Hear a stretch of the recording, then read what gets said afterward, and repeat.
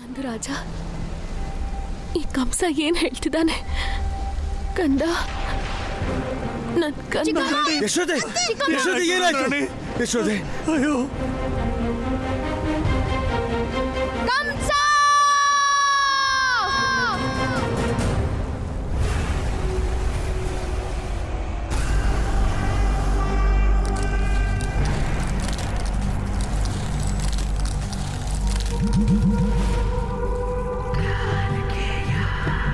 ನಾನು ಸಾಯೋದಿಲ್ಲ ಪರಮಾವತಾರಿ. ಆಗ ಕೇವಲ ನನ್ನ ಶರೀರ ಸತ್ತಿತ್ತು, ಶಕ್ತಿಯಲ್ಲ. ಈಗ ಈ ಶರೀರ ಭಗವಂತ ಕಂಸ ಕೊಟ್ಟಿರೋದು. ಶಕ್ತಿ ನನ್ನದೇ. ನಾನು ವರ್ತಮಾನದಲ್ಲಿದ್ರು ಅತೀತನೇ. ಇದು ವಿರಾಟ ಸಮಸ್ಯೆನೇ.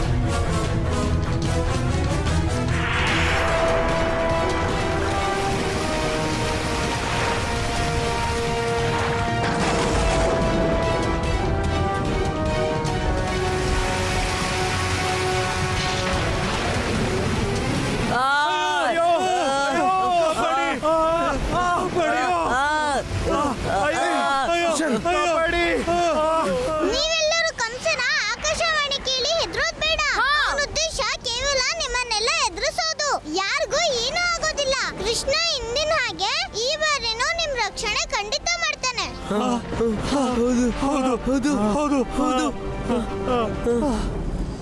ಮತ್ಸ್ಯಾವತಾರ ಹೀಗಾಗೋ ಆಗಿಲ್ಲ.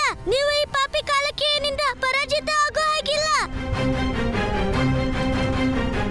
ಎದ್ದೇಳಿ ಮತ್ಸ್ಯಾವತಾರ, ಎದ್ದೇಳಿ. ನೀವು ಈ ಕಾಲಕೇಯನಿಂದ ಪರಾಜಿತ ಆಗೋಕ್ಕಾಗಲ್ಲ. ಇದು ಮತ್ಸ್ಯಾವತಾರದ ಪರೀಕ್ಷೆ. ಎದ್ದೇಳಿ ಮತ್ಸ್ಯಾವತಾರ, ಎದ್ದೇಳಿ. ಸಮಾಪ್ತಿ ಮಾಡ್ಬಿಡಿ ಈ ಕಾಲಕೇಯನ ಜೀವನದ ಲೀಲೆನ. ಎದ್ದೇಳಿ ಮತ್ಸ್ಯಾವತಾರ, ಎದ್ದೇಳಿ. ವಿಷ್ಣು, ನಿನ್ನ ಮತ್ಸ್ಯಾವತಾರದ ಅಂತ್ಯ ಮಾಡಿ ನನ್ನ ಪ್ರತೀಕಾರ ಪೂರ್ಣವಾಯಿತು. ಈಗ ಸಮಯ ಬಂದಾಯ್ತು. ನಿನ್ನ ಪೂರ್ಣಾವತಾರದ ಅಂತ್ಯದ್ದು. ಭಗವಂತ ಕಂಸ ತನ್ನ ಶರೀರ ನೀಡಿ ನನ್ನ ಮೇಲೆ ಯಾವ ಉಪಕಾರ ಮಾಡಿದಾನೋ ಅದರ ಋಣವನ್ನು ತೀರಿಸಲೇಬೇಕು.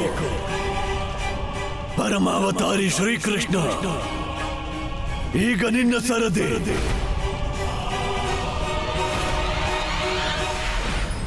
ನಾರಾಯಣ ನಾರಾಯಣ. ಪ್ರಭು, ಕೃಷ್ಣನಂತೂ ನಿಮ್ಮ ಪೂರ್ಣ ಅವತಾರ. ಅವನು ಕಂಸನ ಇಷ್ಟೆಲ್ಲ ಅಸುರರ ಅಂತ್ಯ ಮಾಡಿದ. ಆದರೆ ಪ್ರಭು, ನನಗೀಗ ಅರ್ಥವಾಗಲಿಲ್ಲ. ಆತನೇ ಸ್ವತಃ ಕಾಲಕೇಯನ ಅಂತ್ಯ ಏಕೆ ಮಾಡುತ್ತಿಲ್ಲ? ದೇವರ್ಷಿ, ಕಾಲಕೇಯ ಕೃಷ್ಣ ಅವತಾರದ ಸಮಯದ ಅಸುರನಲ್ಲ. ಆತನು ಸತ್ಯಯುಗದವನು ಮತ್ತು ಆ ಸಮಯದ ಅವನ ಶಕ್ತಿಯನ್ನು, ಅದರ ಅಂತ್ಯವನ್ನು ಕೇವಲ ನನ್ನ ಮತ್ಸ್ಯಾವತಾರವೇ ಮಾಡಬಹುದು. ನಾರಾಯಣ ನಾರಾಯಣ. ನಾನು ತಿಳಿದುಕೊಂಡೆ ಪ್ರಭು, ನಾನು ತಿಳಿದುಕೊಂಡೆ.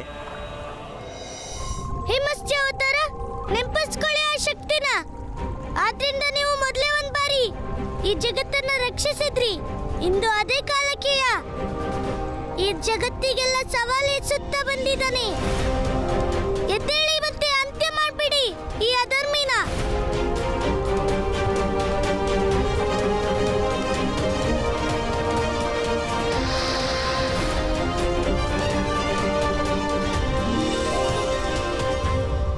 ಇಲ್ಲಿಯವರೆಗೆ ನೀನು ಸಾಯುವ ಅಭ್ಯಾಸ ಮಾಡ್ತಾ ಇದ್ದೀಯಾ?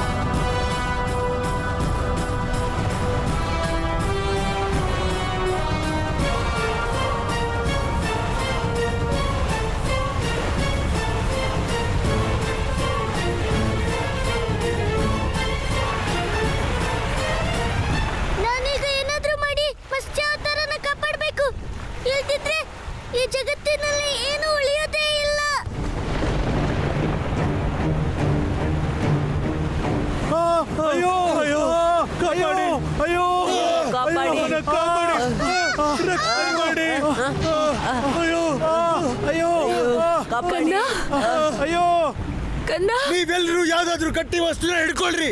ಅಯ್ಯೋ ಅಯ್ಯೋ ಅಯ್ಯೋ ಕಾಪಾಡಿ. ಅಯ್ಯೋ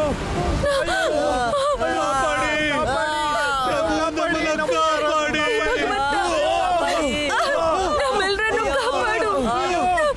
ಕಾಪಾಡಿ ನಾರಾಯಣ. ಅಯ್ಯೋ ಕಾಪಾಡಿ. ಭಗವಂತ, ಇನ್ ಸ್ವಲ್ಪ ಹೊತ್ತಲ್ಲೇ ಎಲ್ಲಾ ಬೃಂದಾವನ ವಾಸಿಗಳು ಜಲ ಸಮಾಧಿ ಆಗ್ತಾರೆ.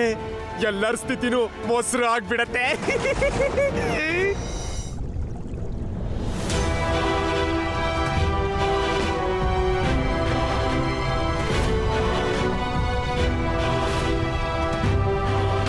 ಕಾಲಕೀಯ, ಇನ್ನು ನಿನ್ನ ಅಂತ್ಯ ನಿಶ್ಚಿತನೇ.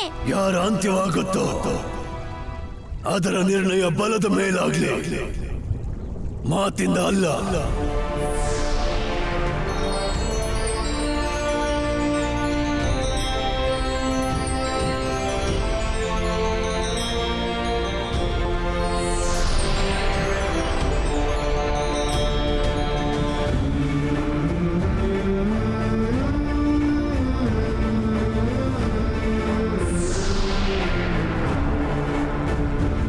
ಪ್ರಭು, ಅಧರ್ಮದ ಅಂತ್ಯ ಮತ್ತು ಧರ್ಮದ ಸ್ಥಾಪನೆಯ ಸಮಯ ಬಂದಿದೆ.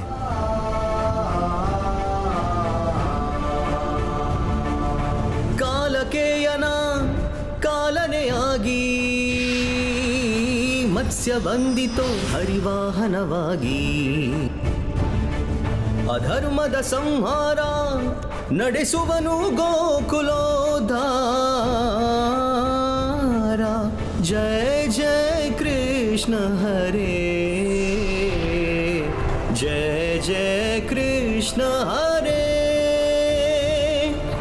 ಜಯ ಜಯ ಕೃಷ್ಣ ಹರೇ.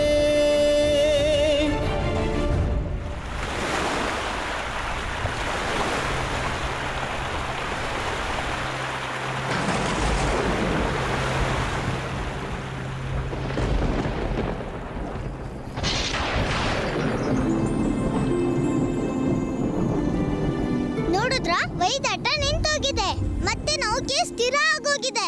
ಇದು ತಾನಾಗೆ ಆಗಿರೋದಲ್ಲ, ಖಂಡಿತವಾಗ್ಲೂ ನಮ್ಮೆಲ್ಲರ ರಕ್ಷಣೆ ನಾರಾಯಣನೇ ಮಾಡಿರೋದು.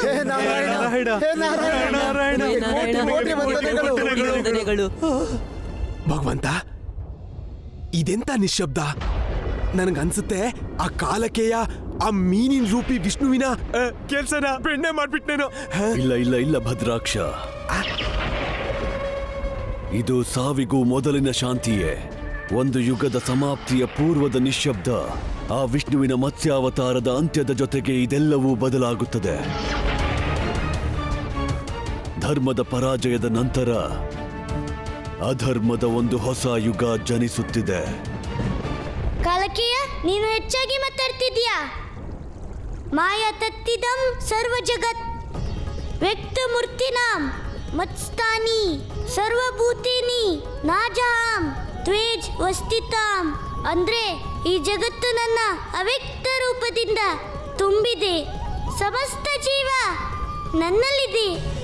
ನಾನು ಅವ್ರ ಕೈಯಲ್ಲಿಲ್ಲ. ನಾನು ಚಲ ಅಚಲ, ಜಲ ಚೇತನ, ಸುರ ಅಸುರ ಎಲ್ಲವನ್ನ ನಾನೊಳಗೆ ಧಾರಣೆ ಮಾಡ್ತೀನಿ. ಇವತ್ತು ನಿನ್ನ ಧಾರಣೆನೂ ಮಾಡ್ತೀನಿ. ಅದಾದ್ಮೇಲೆ ನಿನ್ಗೆ ತಿಳಿಯುತ್ತೆ ನನ್ನ ಮತ್ಸ್ಯಾವತಾರದ ಶಕ್ತಿ. ಇದ್ಯಾವುದೇ ಸಾಧಾರಣ ಶಕ್ತಿ ಅಲ್ಲ, ಬದಲಿಗೆ ಜಗತ್ತನ್ನೇ ಜಲಪ್ರಳಯದಿಂದ ಕಾಪಾಡಿದಂಥ ಮಹಾಶಕ್ತಿ.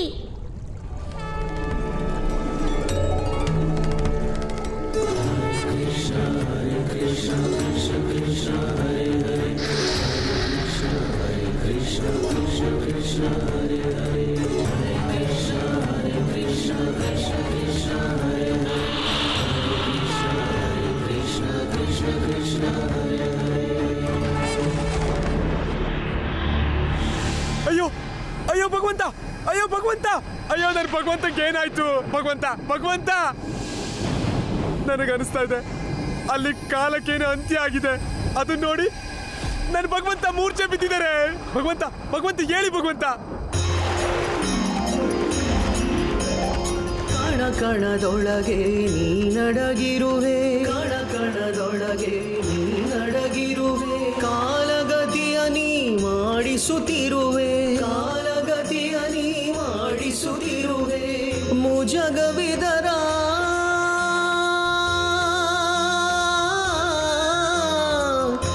ಜಗವಿದರ ನಾಥನಾಗಿರುವೆ ದೀನ ಅನಾಥ ಸಂಗಾತಿನಿ ಪ್ರಭುವೆ ಶ್ರೀ ಕೃಷ್ಣ ಗೋವಿಂದ ಹರೇ ಮುರಾರೇ ಹೇ ನಾಥ ನಾರಾಯಣ ವಾಸುದೇವ ಶ್ರೀ ಕೃಷ್ಣ ಗೋವಿಂದ ಹರೇ ಮುರಾರೇ ಹೇ ನಾಥ ನಾರಾಯಣ ವಾಸುದೇವ.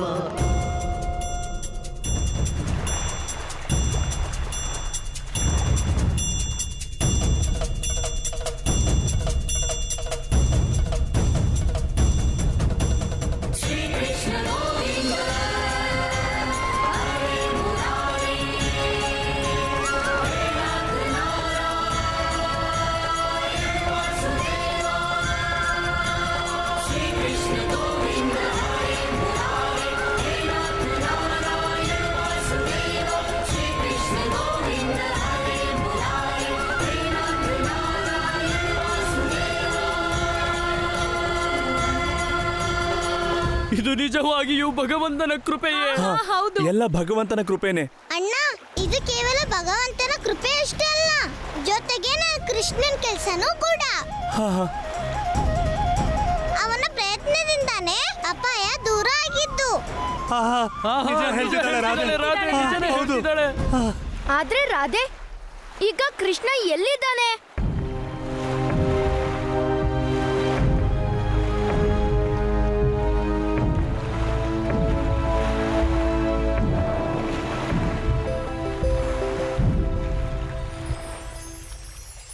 ಹೇ ಪ್ರಭು, ನಾನು ನಿಮಗೆ ಆಭಾರಿ. ನೀವು ನನಗೆ ನಿಮ್ಮ ಲೀಲೆಯಲ್ಲಿ ಸಹಭಾಗಿಯಾಗುವ ಅವಕಾಶ ಕೊಟ್ಟಿರುವಿರಿ. ಹೇ ಮತ್ಸ್ಯಾವತಾರ, ನಾನೇ ನಿಮ್ಗೆ ಆಭಾರಿ. ನೀವೀಗ ಕಾಲಕೇಯನ ಅಂತ್ಯ ಮಾಡಿ ಈ ಜಗತ್ತನ್ನ ಪುನಃ ರಕ್ಷಿಸಿದ್ರಿ. ಯಾಕಂದ್ರೆ ನಿಮ್ಮ ಸಹಯೋಗ ಇಲ್ದೆ ಕಾಲಕೇಯನಂತ ನಕಾರಾತ್ಮಕ ಶಕ್ತಿ ಅಂತ್ಯ ಸಾಧ್ಯವಾಗ್ತಿರ್ಲಿಲ್ಲ. ಇದು ನಿಮ್ಮ ದೊಡ್ಡತನ. ಆದರೆ ಸತ್ಯ ಏನಂದ್ರೆ, ಈ ಜಗತ್ತೇ ನಿಮ್ಮ ಲೀಲೆಯ ವಿಸ್ತಾರ. ನಾನು ಸ್ವತಃ ನಿಮ್ಮದೇ ರೂಪ.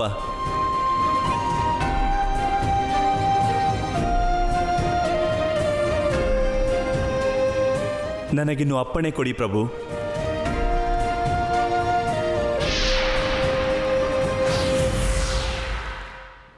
ನಾರಾಯಣ ನಾರಾಯಣ, ಎಂತಹ ಮನೋಹರ ದೃಶ್ಯ ಪ್ರಭು.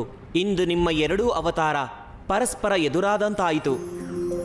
ಒಂದು ಕಡೆ ಮತ್ಸ್ಯಾವತಾರವಿದೆ ಮತ್ತು ಇನ್ನೊಂದೆಡೆ ಪರಮಾವತಾರಿ ಶ್ರೀಕೃಷ್ಣ ಪ್ರಭು. ಈ ರೀತಿ ಜಗತ್ತಿನಲ್ಲಿ ಮೊದಲ ಬಾರಿಯಾಗಿದೆ ಪ್ರಭು. ನನ್ನ ನಾರಾಯಣನ ಒಂದೇ ಪರಮಶಕ್ತಿ ಭಿನ್ನ ಭಿನ್ನ ಕಾಲದ ಎರಡು ರೂಪ. ನಿಮ್ಮ ಈ ಎರಡೂ ರೂಪವನ್ನು ನೋಡುತ್ತಲೇ ನಾನು ಧನ್ಯನಾದೆನು ಪ್ರಭು, ನಾನು ಧನ್ಯನಾದೆನು. ನಾರಾಯಣ ನಾರಾಯಣ.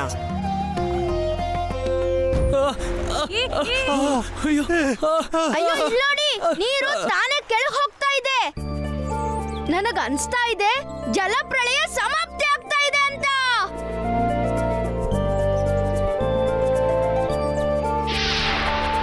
ಹೌದು, ಅರೆ ನೀರ್ ಕಮ್ಮಿ ಆಗ್ತಾ ಇದೆ, ಮುಗಿತಾ ಇದೆ, ಕಷ್ಟ ದೂರ ಆಗ್ತಿದೆ, ಜಲಪ್ರಳಯ ಹೋಗ್ತಾ ಇದೆ. ನೋಡಿ ನೋಡಿ, ಜಲಪ್ರಳಯ ಮುಗ್ದೋಯ್ತು. ನಂದಣ್ಣ, ಬಲರಾಮ ನಿಜ ಹೇಳ್ತಾ ಇದ್ದಾನೆ. ಇಲ್ಲಿ ನೋಡಿ, ಜಲಪ್ರಳಯದ ಸಂಕಟ ಮಾಯ ಆಗ್ತಿದೆ. ಹೇ ನಾರಾಯಣ, ನೀವು ನಮ್ಮೆಲ್ಲರ ರಕ್ಷಣೆ ಮಾಡಿದ್ರಿ. ಧನ್ಯವಾದ ಪ್ರಭು.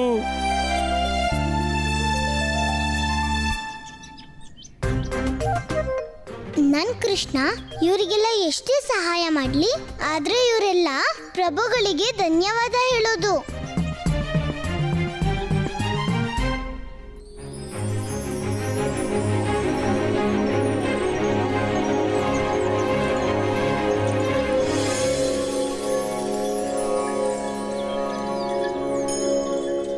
ಭೂಮಿ ಎಷ್ಟು ಸುಂದರವಾಗಿದೆ. ನನ್ಗಂತೂ ನಂಬಿಕೆ ಕೂಡ ಬರ್ತಾ ಇಲ್ಲ ಜಲಪ್ರಳಯ ಮುಗ್ದು ಹೋಗಿದೆ ಅಂತ.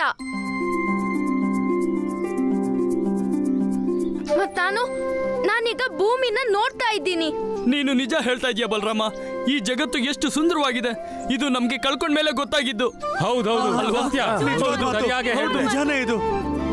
ನಡೀರಿ ನಡೀರಿ, ಬೇಗನೆ ಹೊರಡಿ. ನಿಮ್ ಸಾಮಗ್ರಿ ತಗೊಂಡು ಬೇಗ ಬೇಗ ನೌಕೆಯಿಂದ ಇಳಿರಿ.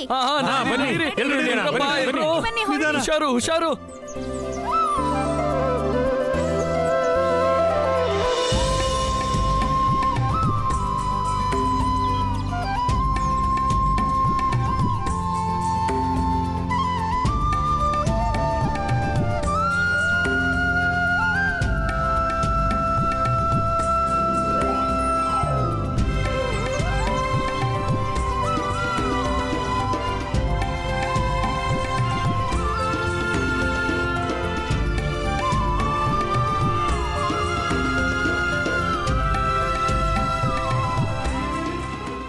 ತಾತನ್ನ ಕರ್ಕೊಂಡು ಹೋಗಿ. ಹಾ ನಂದಣ್ಣ, ನಿಧಾನ ತಾತ.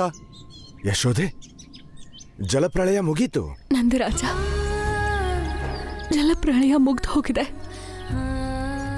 ಎಲ್ಲ ನೀರು ಸಹ ಇಳ್ದಿದೆ. ಆದ್ರೆ ನನ್ ಕಂದ ಅವನಿಷ್ಟೊತ್ತಾದ್ರೂ ನೀರಿನ ಮೇಲ್ ಬಂದಿಲ್ಲ. ಅವನ್ ಬರ್ಬೇಕಾಗಿತ್ತು ನಂದರಾಜ. ಅವನೇನಾದ್ರೂ ಸಂಕಟದಲ್ಲಿದ್ದಾನ? ಇಲ್ಲ ಯಶೋದೆ, ಇಷ್ಟು ದೊಡ್ಡ ಜಲಪ್ರಳಯದಿಂದ ಕೃಷ್ಣನೇ ಎಲ್ರನ್ನ ರಕ್ಷಿಸಿದ್ದು. ಈಗ ನೀನೇ ಯೋಚನೆ ಮಾಡು, ಈ ನೀರಿಂದ ಕೃಷ್ಣಂಗೆ ಯಾವ ಅಪಾಯ? ನಡಿ.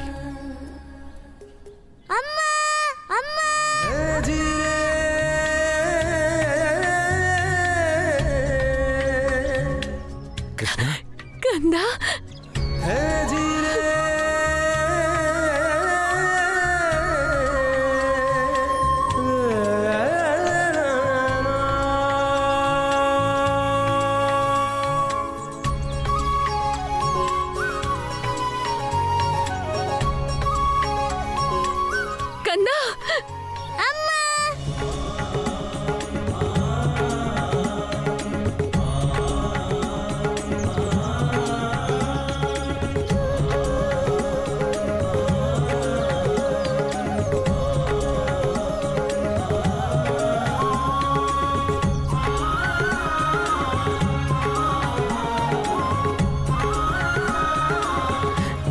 ಕಂದ, ನಿನಗೇನಾಗಿಲ್ಲ ಅಲ್ವಾ ಕಂದ?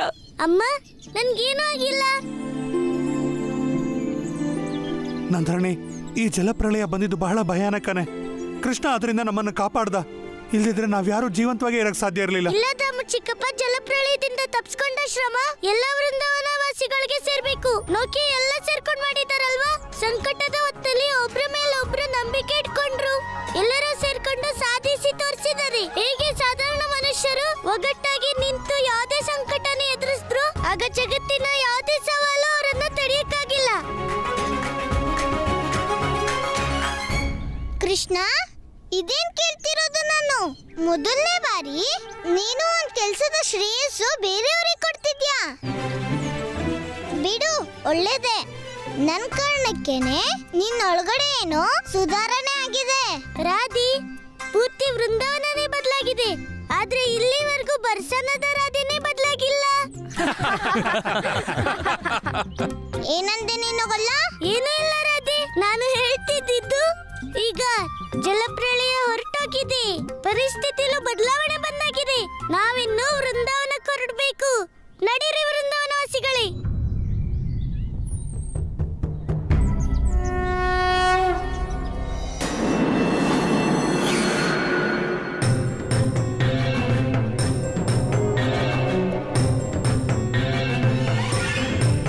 ಮಹಾರಾಜರಿಗೆ ಜೀವಿಸೋ ಶಕ್ತಿ ಬಹಳ ದುರ್ಬಲ ಆಗ್ಬಿಟ್ಟಿದೆ ಅನ್ಸುತ್ತೆ. ಅಯ್ಯೋ ವೈದ್ಯರೇ, ಅದು ನನಗೂ ಗೊತ್ತಿದೆ. ಆದ್ರೆ ಈ ಜೀವನ ಶಕ್ತಿ ದುರ್ಬಲದಿಂದ ಸಬಲ ಆಗೋದು ಹೇಗೆ ಅದನ್ನ ಹೇಳಿ. ನನಗೇನು ಅರ್ಥನೇ ಆಗ್ತಾ ಇಲ್ವಲ್ಲ. ಇನ್ನು ನೀವು ಇವ್ರ ಬಾಯಲ್ಲಿ ತುಳಸಿ ದಳ ಹಾಕ್ಬಿಡಿ ಮತ್ತೆ ಪ್ರಾರ್ಥನೆ ಮಾಡಿಬಿಡಿ. ತುಳಸಿ ದಳ? ಹೇ, ಅಯ್ಯೋ ಭಗವಂತ ಹಾಗೇನೆ ಸತ್ ಹೋಗ್ಲಿ. ಆದ್ರೆ ಆ ವಿಷ್ಣುವಿನ ಪ್ರಿಯ ವಸ್ತು ತುಳಸಿ ದಳನ ಯಾವತ್ತೂ ತಮ್ಮ ಬಾಯಲ್ಲಿ ಹಾಕೊಳ್ಳೋದಿಲ್ಲ. ನನ್ ಮಾತು ಕೇಳಿ, ನೀವಿಲ್ಲಿಂದ ಓಡ್ ಹೋಗದೆ ಸರಿ ವೈದ್ಯರೇ. ಭಗವಂತ ಕಂಸ ನಿದ್ರೆಲಿದ್ನ ಕೇಳಿಸ್ಕೊಂಡ್ರು ಆ ನಿದ್ರೆಲೆ ನಿನ್ ಕತೆನ ಬೆಣ್ಣೆ ಮಾಡ್ಬಿಡ್ತಾರೆ. ನಿನ್ ಪ್ರಾಣನೇ ಹೊರಟೋಗ್ಬಿಡತ್ತೆ. ಓಡ್ ಹೋಗಿ ಇಲ್ಲಿಂದ. ತುಳಸಿ ದಳ ಅಂತೆ ಬಂದ್ಬಿಟ್ಟ. ಹೋಗ್.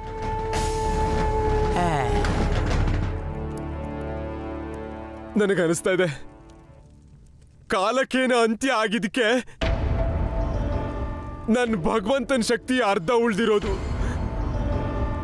ಆದ್ರೆ ನಾನೇನ್ ಮಾಡ್ಲಿ? ನಾನು ಹೇಗೆ ಎಬ್ಬಿಸ್ಲಿ ನನ್ನ ಭಗವಂತನ? ಭಗವಂತ, ನನ್ನ ಭಗವಂತ ಹಾ, ಅವ್ರ ಹತ್ರ ಪ್ರಾರ್ಥನೆ ಮಾಡ್ತೀನಿ ನಾನು. ನನ್ನ ಭಗವಂತನ ಎಬ್ಬಿಸ್ತಾರ ಅವರು. ಅಯ್ಯೋ ಕೇಳಿ ಭಗವಂತ, ನೋಡ್ತಿದ್ದೀರಾ ನನ್ನ ಭಗವಂತನ? ನನ್ನ ಭಗವಂತಂಗೆ ಏನಾದ್ರೂ ಆಗ್ಬಿಟ್ರಂತೂ ನನ್ನ ಮಾತು ಕೇಳಿಸ್ಕೊಳ್ಳಿ. ನಿಮ್ಮ ಅಸ್ತಿತ್ವ ಈ ಪೂರ್ತಿ ಜಗತ್ತಿಂದ ಸಮಾಪ್ತ ಆಗ್ಬಿಡುತ್ತೆ ನೋಡಿ. ಅಯ್ಯೋ, ನಿಮ್ ಪೂಜೆ ಮಾಡೋದಕ್ಕೆ ಯಾರು ಉಳಿತಾರೆ? ನಿಮ್ಮ ಎದುರು ಕೂತ್ಕೊಂಡು ನಿಮ್ಮ ಹತ್ರ ಮಾತಾಡೋರು ನನ್ ಭಗವಂತನ ತರ ಯಾರು ಇರ್ತಾರೆ? ಹೇ ಭಗವಂತ ಕೇಳಿ, ನಾನು ನನ್ನ ಭಗವಂತನ ಏಳ್ಸೋದಕ್ಕೆ ನಿಮ್ಮ ಎಲ್ಲ ಶಕ್ತಿ ನನ್ನ ಒಳಗಡೆ ಕಳಿಸಿ. ಬನ್ನಿ, ನನ್ನ ಭಗವಂತನ ಏಳ್ಸಿ. ಎದ್ದೇಳಿ ಭಗವಂತ, ಭಗವಂತ ಎದ್ದೇಳಿ, ಭಗವಂತ ಎದ್ದೇಳಿ. ನಿಮ್ಗಿದೆಲ್ಲ ಏನು ಕಠಿಣ ಅಲ್ವಲ್ಲ. ಈಗೇನಾದ್ರೂ ನನ್ನ ಭಗವಂತನ್ ಕೆಟ್ಟುದಾದ್ರೆ ಆಗ ಎಲ್ಲ ದೇವತೆಗಣರ ಕತೆನ ಬೆಣ್ಣೆ ಮಾಡ್ಬಿಡ್ತಾರೆ, ಗೊತ್ತಾಯ್ತೇನು? ಎಪ್ಸಿ ನನ್ನ ಭಗವಂತನ. ಭಗವಂತ ಎದ್ದೇಳಿ ಭಗವಂತ. ಕೃಷ್ಣ,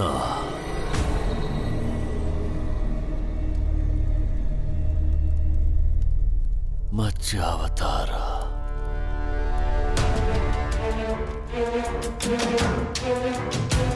ಮತ್ಸ್ಯಾವತಾರ ಎಲ್ಲಿದೆ?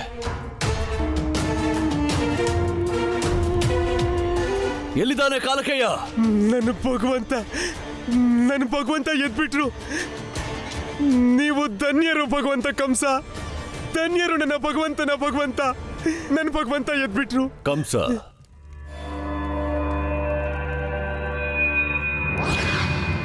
ಕಾಲಕೇಯ ನಾಶವಾದ, ಕಾಲಕೇಯನ ಅಂತ್ಯವಾಯಿತೆ ಮತ್ತು ಮತ್ಸ್ಯಾವತಾರ ಜೀವಂತ ಉಳಿಯಿತು. ಮತ್ಸ್ಯಾವತಾರ ಉಳಿಯಿತು.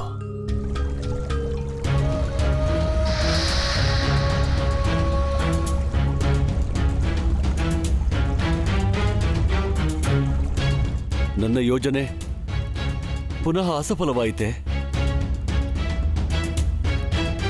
ಭಗವಂತ ಕಂಸ ಪುನಃ ಪರಾಜಿತನಾದನು.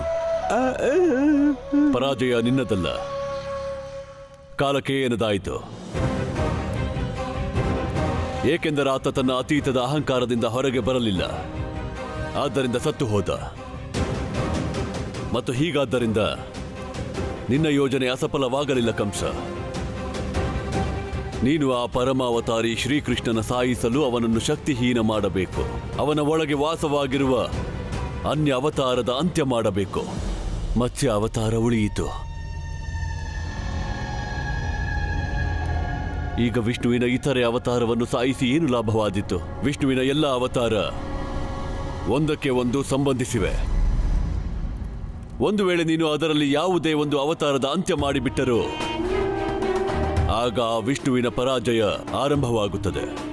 ಅದಕ್ಕಾಗಿ ನೀನು ವಿಷ್ಣುವಿನ ಯಾವುದೇ ಒಂದು ಅವತಾರದ ಅಂತ್ಯವಾಗುವ ತನಕ ಪ್ರಯತ್ನವನ್ನು ಮಾಡುತ್ತಿರಬೇಕು.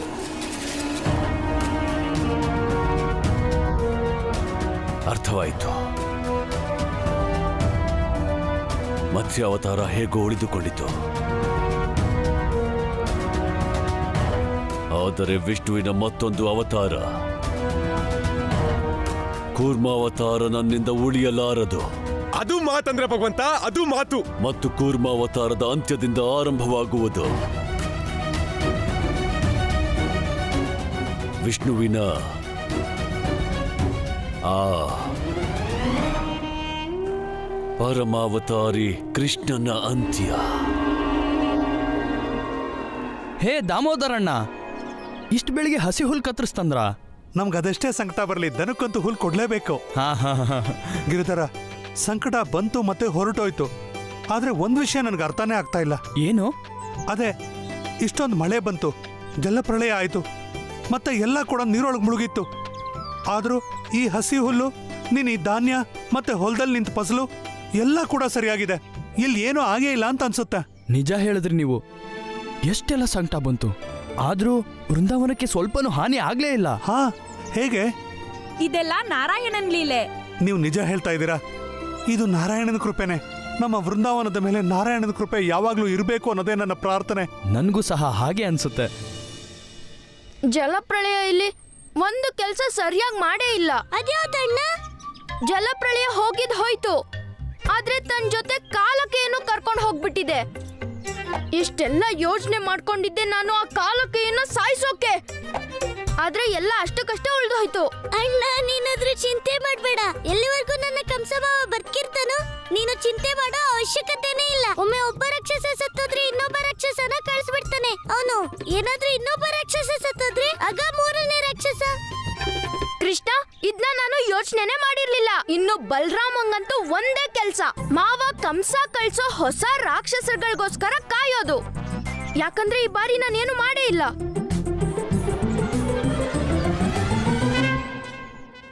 ಆದರೆ ವಿಷ್ಣುವಿನ ಆ ಕೂರ್ಮ ಅವತಾರವನ್ನು ಸಾಯಿಸುವುದು ಹೇಗೆ? ವಿಷ್ಣುವಿನ ಕೂರ್ಮ ಅವತಾರದ ಅಂತ್ಯ ಮಾಡುವುದಕ್ಕೆ ನಿನಗೆ ಸಹಾಯ ಕೇವಲ ಅಸುರ ಗುರು ಶುಕ್ರಾಚಾರ್ಯ ಮಾಡಬಹುದು. ಏಕೆಂದರೆ ಅವರು ವಿಷ್ಣುವಿನ ಎಲ್ಲ ಅವತಾರ ಮತ್ತು ಅವುಗಳ ರಹಸ್ಯವನ್ನು ಸರಿಯಾಗಿ ಅರಿತಿದ್ದಾರೆ. ಮತ್ತು ಅವರೇ ಈಗ ಹೇಳಬಹುದು ಆ ಕೂರ್ಮ ಅವತಾರದ ಅವಶ್ಯಕತೆ ಏನು ಮತ್ತು ದುರ್ಬಲತೆ ಏನೆಂದು. ತಮ್ಮಾಜ್ಞೆ ಪ್ರಭು. ಇನ್ನೂ ಒಂದು ಮಾತು ಕಂಸ, ನಿನ್ನ ಶಕ್ತಿಯನ್ನು ಮತ್ತೆ ಮತ್ತೆ ಅಸುರರಿಗೆ ಕೊಟ್ಟರೆ ನಿನ್ನ ಶಕ್ತಿಯೇ ಕ್ಷೀಣವಾಗುತ್ತದೆ. ಮತ್ತೆ ಮುಂದೆ ಪೂರ್ಣ ರೂಪದಲ್ಲಿ ನಿನ್ನ ಯುದ್ಧ ಪರಮಾವತಾರಿ ಶ್ರೀಕೃಷ್ಣನ ಜೊತೆ ಆದಾಗ ನೀನು ಪರಾಜಿತನಾಗುತ್ತೀಯೇ. ಆದ್ದರಿಂದ ನೀನು ನಿನ್ನ ಶಕ್ತಿಯ ಸಂಚಯ ಮಾಡಬೇಕು ಮತ್ತು ಆ ಕೃಷ್ಣನ ಶಕ್ತಿಯ ವಿನಾಶ.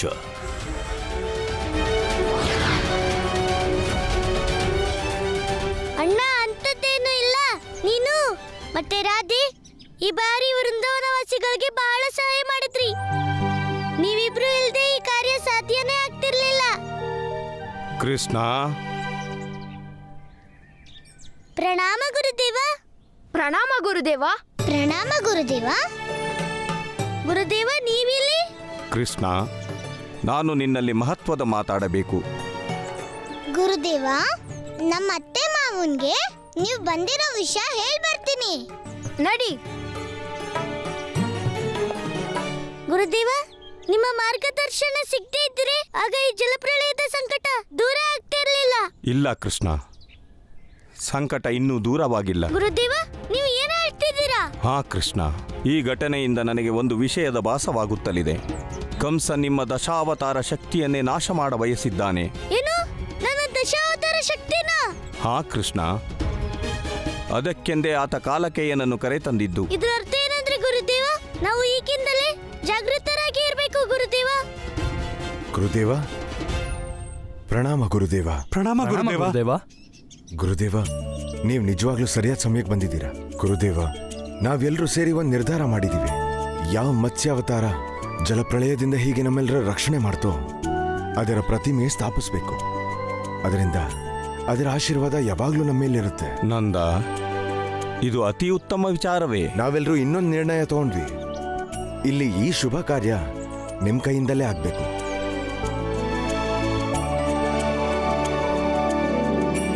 ಎಲ್ಲಿ ಇರುವರು?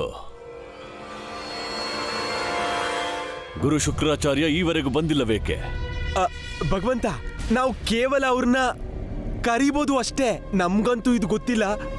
ಗುರು ಶುಕ್ರಾಚಾರ್ಯ ಇರೋದಾದ್ರೂ ಎಲ್ಲಿ? ಕೇಳಿದ್ದೆ, ಯಾರೇ ಅಸುರವರನ್ನು ಮನಸ್ಸಿಟ್ಟು ಕರೆದರೆ ಅವರು ಕೂಡಲೇ ಬರುತ್ತಾರೆಂದು. ಹಾಗಿದ್ರೆ ಭಗವಂತ ಕರೀರಿ, ಒಂದ್ಸಲ ಕರೀರಿ. ಅವರು ನಿಮ್ ಸ್ವರನ ಕೇಳಿದ್ರೆ ಖಂಡಿತ ಬಂದೇ ಬರ್ತಾರೆ.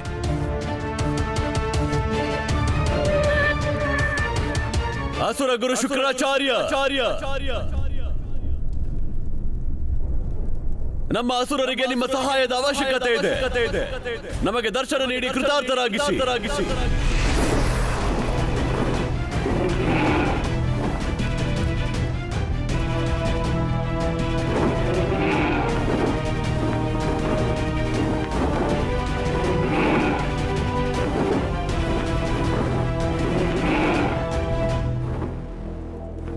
ಭಗವಂತ ಕಂಸನ ಪ್ರಣಾಮ ಸ್ವೀಕಾರ ಮಾಡಿ ಗುರುದೇವ.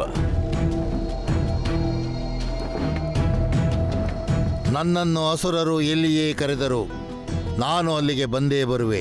ಹೇಳು ಕಂಸ, ನೀನು ನನ್ನನ್ನೇಕೆ ಕರೆದೆ? ನೀವು ಅಷ್ಟು ದೂರದಿಂದ ಬಂದಿದ್ದೀರಿ, ಮೊದಲು ಸ್ವಲ್ಪ ವಿಶ್ರಾಂತಿ ಪಡೆದುಕೊಳ್ಳಿ. ನಾನು ಇಲ್ಲಿ ವಿಶ್ರಾಂತಿಗಾಗಿ ಬಂದಿಲ್ಲ ಕಂಸ, ನಿನಗೆ ಬೇಕಿದ್ದನ್ನು ತಿಳಿಸು. ನನಗೆ ಒಂದೇ ಗುರಿ ಇದೆ ಗುರುದೇವ. ಆ ಚಕ್ರಧಾರಿ ವಿಷ್ಣುವಿನ ಅಂತ್ಯ. ವಿಷ್ಣುವಿನ ಅಂತ್ಯ ಸಾಧ್ಯವಾಗದು, ಅದನ್ನು ಬಿಟ್ಟುಬಿಡು. ಇದೇನು ಹೇಳುತ್ತಿದ್ದೀರಿ? ನೀವು ನಮ್ಮ ಅಸುರರ ಗುರು. ಅದಕ್ಕೆಂದೇ ಹೇಳುತ್ತಿರುವೆ, ಯಾರೆಲ್ಲ ವಿಷ್ಣುವನ್ನು ಸಾಯಿಸಲು ಪ್ರಯತ್ನಿಸಿದರೋ ಅವರದೇ ಅಂತ್ಯವಾಗಿದೆ. ಸರಿ, ವಿಷ್ಣು ಹೋಗಲಿ, ಅವನ ಶಕ್ತಿಯನ್ನು ಕ್ಷೀಣ ಮಾಡಬಹುದೇ? ನೀನು ಹೇಳುತ್ತಿರುವುದೇನು? ಸಮುದ್ರ ಮಂಥನ ನಿಮ್ಮ ಎದುರೇ ಆಗಿದ್ದು ಮತ್ತು ವಿಷ್ಣುವಿನ ಆ ಕೂರ್ಮ ಅವತಾರವು ನಿಮ್ಮ ಎದುರು ಬಂದಿತ್ತು. ಹಾ ಕಂಸ, ನಾನು ಅವೆಲ್ಲ ಘಟನೆಗೂ ಸಾಕ್ಷಿಯಾಗಿದ್ದೆ. ನಾನು ಆ ಕೂರ್ಮ ಅವತಾರದ ಅಂತ್ಯ ಮಾಡಬೇಕು. ಯಾವುದಾದರೂ ಮಾರ್ಗ ತಿಳಿಸಿ, ಅದರಿಂದ ಆ ವಿಷ್ಣುವಿನ ಒಂದು ಶಕ್ತಿಯಾದರೂ ನಾಶವಾಗಲಿ. ನೋಡು ಕಂಸ, ನನಗೆ ತಿಳಿಯದು ನೀನು ಕೂರ್ಮಾವತಾರದ ನಾಶ ಮಾಡುವೆಯೋ ಇಲ್ಲವೋ. ಆದರೆ ಒಬ್ಬ ಅಸುರ ಗುರು ಆದ ಕಾರಣ ನಾನು ನಿನಗೆ ಖಂಡಿತ ಸಹಾಯ ಮಾಡುವೆ. ನಾನು ನಿನಗೆ ಸಮುದ್ರ ಮಂಥನದ ಎಲ್ಲ ರಹಸ್ಯ ತಿಳಿಸುವೆ. ಇನ್ನಾದರೂ ನನ್ನ ಆತಿಥ್ಯ ಸ್ವೀಕಾರ ಮಾಡಿರಿ ಗುರುದೇವ. ನಿಮ್ಮ ಚರಣ ಧೂಳು ಪಡೆದು ನನ್ನ ಈ ಕಂಸಮಹಲು ಧನ್ಯ ಧನ್ಯ ಧನ್ಯವಾಗುತ್ತದೆ.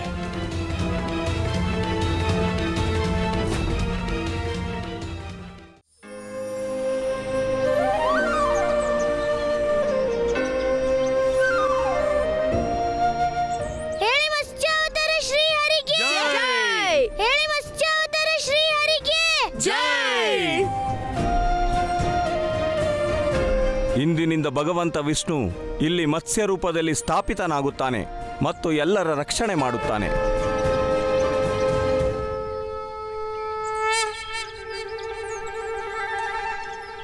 ಈ ಕೃಷ್ಣ ಎಲ್ ಮಾಯಾದ? ನಂದರಾಣಿ, ಪ್ರಸಾದ ವಿತರಣೆ ಪ್ರಾರಂಭ ಮಾಡಿ. ಸರಿ ಗುರುದೇವ.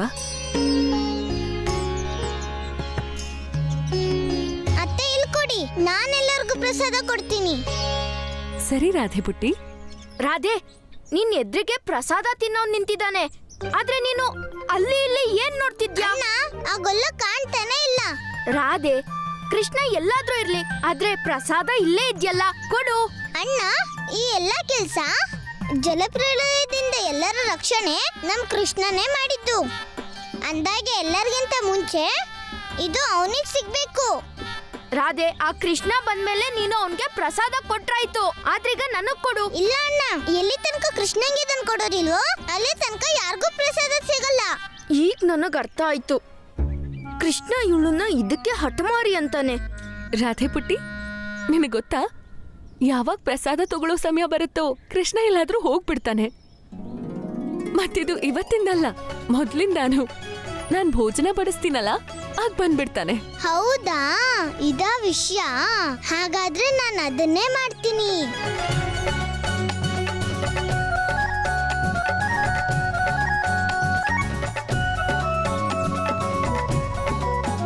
ಕೃಷ್ಣ, ಪ್ರಸಾದದ ಮೊದಲನೇ ತುತ್ತು ನಿನ್ಗೋಸ್ಕರ. ನೀನ್ ಎಲ್ಲಿದ್ರು ಬಂದು ಇದನ್ನ ಸ್ವೀಕಾರ ಮಾಡ್ಬೇಕು.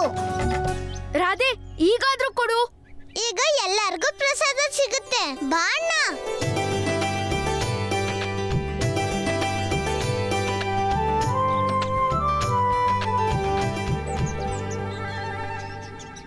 ಯಶೋದೆ ಅತ್ತೆ ಹೇಳ್ದಾಗೆ ಯಾವಾಗ್ಲೂ ಈ ಕೃಷ್ಣ ಪ್ರಸಾದ ಕೊಡೋ ಸಮಯಕ್ಕೇನೆ ಎಲ್ಲಿಗೆ ಹೋಗ್ಬಿಡ್ತಾನೆ.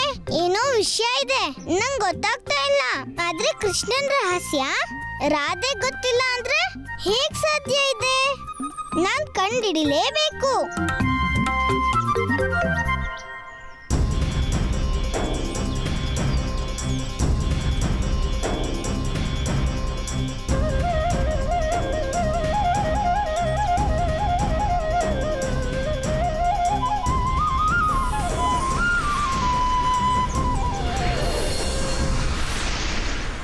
ನಾನ್ ಬಂದಿದ್ದೀನಿ ನನ್ನ ಭಕ್ತರ ನೈವೇದ್ಯ ಸ್ವೀಕಾರ ಮಾಡೋಕೆ.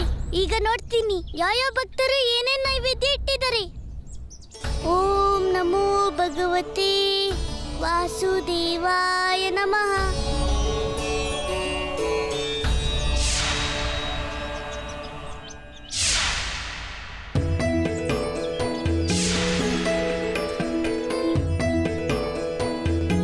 ರುಚಿ ರುಚಿಯಾದ ತಿಂಡಿಗಳು, ಲಾಡು, ಬೆಣ್ಣೆ, ಇನ್ನು ಎಷ್ಟೊಂದು ಸಿಹಿ ತಿಂಡಿ.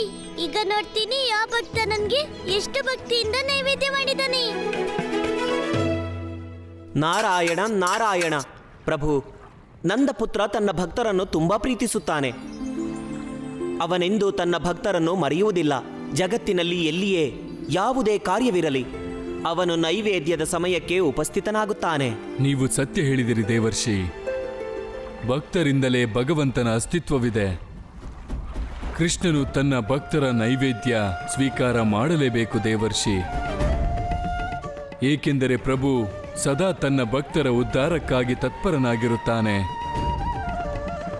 ಅವನೇ ಸ್ವತಃ ಹೇಳುತ್ತಾನೆ, ಏತು ಸರ್ವಾಣಿ ಕರ್ಮಾಣಿ ಮಯಿ ಸಂತ್ರಸ್ಯ ಮತ್ಪರ ಅನನ್ಯೇನೈವ ಯೋಗೇನ ಮಾ ಧ್ಯಾಯಂತ ಉಪಾಸತೆ. ಅರ್ಥಾತ್ ಯಾವ ಮನುಷ್ಯ ತನ್ನ ಎಲ್ಲ ಕರ್ಮಗಳನ್ನು ನನಗೆ ಅರ್ಪಿಸಿ ಅನನ್ಯ ಭಾವದಿಂದ ಭಕ್ತಿ ರೂಪದಲ್ಲಿ ನನ್ನ ಆರಾಧನೆ ಮಾಡುವನೋ ಆ ಎಲ್ಲ ಮನುಷ್ಯರನ್ನು ನಾನು ಜನ್ಮ ಮೃತ್ಯು ರೂಪದ ಸಾಗರದಿಂದ ಉದ್ಧಾರ ಮಾಡುತ್ತೇನೆ. ನಾರಾಯಣ ನಾರಾಯಣ, ಸತ್ಯವಚನ ಪ್ರಭು, ಸತ್ಯವಚನ.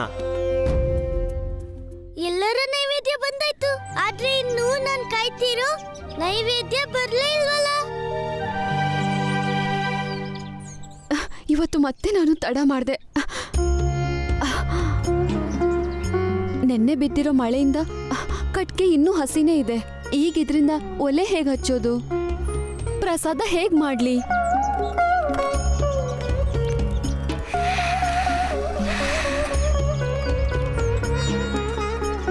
ನನ್ ಪ್ರಭು ಹಸ್ತಿರ್ತಾರೆ, ನನ್ ದಾರಿ ಕಾಯ್ತಿರ್ತಾರೆ. ಏನಾದ್ರೂ ಆಗ್ಲಿ, ನಾನು ಅವ್ರಿಗೆ ನೈವೇದ್ಯ ಮಾಡ್ಲೇಬೇಕು.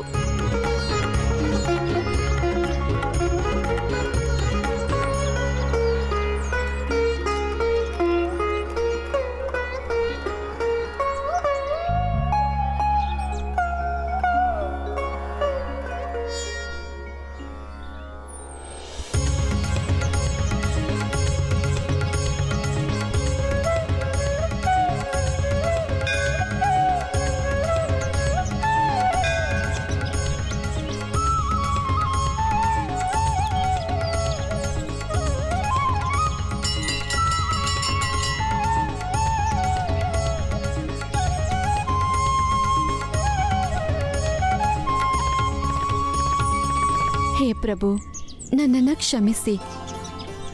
ನಾನಿವತ್ತು ನಿಮ್ಗಾಗಿ ಬರೀ ಅನ್ನದ ನೈವೇದ್ಯ ತಂದೆ. ಆದರೆ ನಿಮ್ಮಿ ಭಕ್ತಿಯಿಂದ ಏನು ಮಾಡೋಕ್ಕಾಯ್ತೋ ಅದನ್ನೇ ಮಾಡಿದ್ದೀನಿ. ಕೃಪೆ ಮಾಡಿ ನೈವೇದ್ಯ ಸ್ವೀಕರಿಸಿ.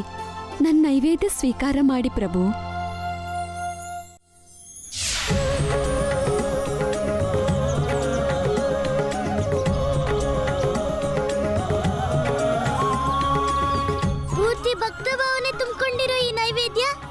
ಜಗತ್ತಿನಲ್ಲೇ ಸ್ವಾದಿಷ್ಟ ಭೋಜನ ಇದು. ಬೇಗ ಇದನ್ನ ತಿನ್ಬೇಕು. ನಾರಾಯಣ ನಾರಾಯಣ, ಪ್ರಭು ನನಗೆ ಒಂದು ಮಾತು ಅರ್ಥವಾಗುತ್ತಿಲ್ಲ. ಅಷ್ಟೊಂದು ಪಕ್ವಾನ್ನಗಳನ್ನು ತ್ಯಜಿಸಿ ಕೃಷ್ಣ ಈ ಬೇಯದ ಅನ್ನವನ್ನೇಕೆ ತಿನ್ನುತ್ತಿದ್ದಾನೆ ಪ್ರಭು? ಈ ಅನ್ನದಲ್ಲಿ ಅಂತಹ ರಹಸ್ಯವೇನಿದೆ? ನಾನು ಇದನ್ನೆಲ್ಲ ಸ್ವೀಕಾರ ಮಾಡ್ತೀನಿ.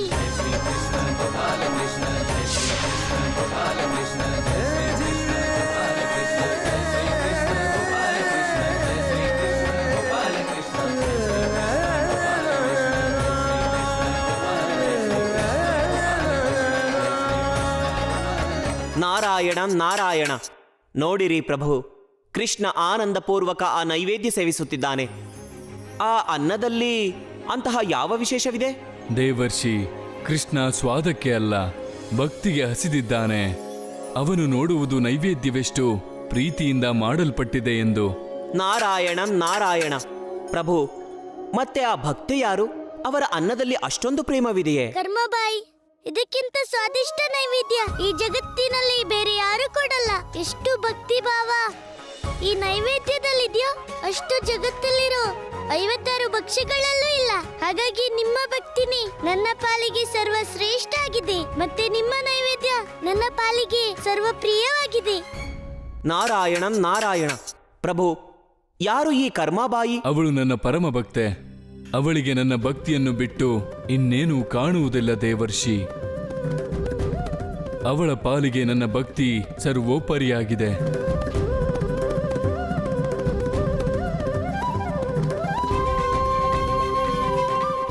ದೇವರ್ಷಿ, ಕರ್ಮಬಾಯಿ ಎಂದಿಗೂ ಯೋಚಿಸುವುದಿಲ್ಲ ತನ್ನ ಭಕ್ತಿಯಲ್ಲಿ ಏನು ನೈವೇದ್ಯ ನೀಡಬೇಕು ಮತ್ತು ಹೇಗೆ ನೈವೇದ್ಯ ನೀಡಬೇಕು. ಅವಳು ಕೇವಲ ನನ್ನ ಭಕ್ತಿಯಲ್ಲಿ ಲೀನವಾಗಿರುತ್ತಾಳೆ. ನಾರಾಯಣ ನಾರಾಯಣ. ಧನ್ಯಳು ಕರ್ಮಾಬಾಯಿ, ಮತ್ತವಳ ಭಕ್ತಿಯೂ ಧನ್ಯ ಪ್ರಭು. ನಾರಾಯಣ ನಾರಾಯಣ.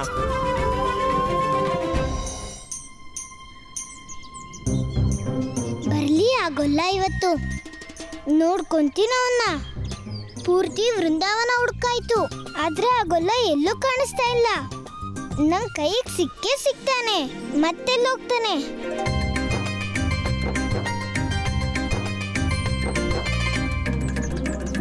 ಈ ರಾಧೆ ಯಾಕಿಷ್ಟು ಕೋಪದಲ್ಲಿದ್ದಾಳೆ? ಈಗ ನಾನು ಏನ್ ಮಾಡ್ದೆ? ಕೃಷ್ಣ,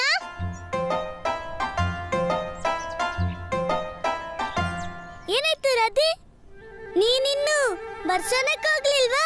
ಕೃಷ್ಣ, ಮೊದಲು ನೀನ್ ಹೇಳು, ನೀನ್ ಎಲ್ಲಿದ್ದೆ ಅಂತ. ಮತ್ಸ್ಯದೇವರ ಪ್ರತಿಮೆ ಸ್ಥಾಪನೆ ಆಗಿದೆ, ನಿನ್ಗೆ ಪ್ರಸಾದ ಕೊಡೋಕೆ ಕಾಯ್ತಾ ಇದ್ದೆ. ಆದ್ರೆ ನೀನ್ ನನ್ನನ್ ಕೇಳ್ತಿದ್ಯಾ ನನ್ ಬರ್ಸಾನಕ್ಕೆ ಹೋಗಿಲ್ಲ ಅಂತ? ರಾಧೆ, ನಾನು ತಿರ್ಗೋದಕ್ಕೆ ಹೋಗಿದ್ದೆ, ಯಾಕಂದ್ರೆ ಬಹಳ ದಿನದಿಂದ ಓಡಾಡ್ಲಿಲ್ವಲ್ಲ, ಹಾಗಾಗಿ. ಮತ್ತೆ ಸುಳ್ಳು? ಇವತ್ತು ನಾನು ನಿನ್ ಸುಳ್ಳನ್ನ ಎಲ್ಲಾರೆದ್ರು ಹೇಳೇ ಹೇಳ್ತೀನಿ. ಅತ್ತೆ, ಯಶೋದೆ ಅತ್ತೆ, ಅತ್ತೆ, ಸ್ವಲ್ಪ ನಿಮ್ ಕಂದನ್ ನೋಡ್ ಬನ್ನಿ. ಹಾ ರಾಧೆ ಪುಟ್ಟಿ, ಏನ್ ವಿಷಯ? ಅತ್ತೆ, ನಾನ್ ಇಷ್ಟು ಪ್ರೀತಿಯಿಂದ ಇವನ್ಗಂತ ಪ್ರಸಾದ ಇಟ್ಟಿದ್ದೆ. ಸ್ವತಃ ನಾನು ತಿಂದಿಲ್ಲ, ಆದ್ರೆ ಇವನ್ ಮಾತ್ರ ಬೇರೆಯವ್ರ ಕೈಯಿಂದ ಪ್ರಸಾದ ತಿಂದ್ ಬಂದಿದ್ದಾನೆ.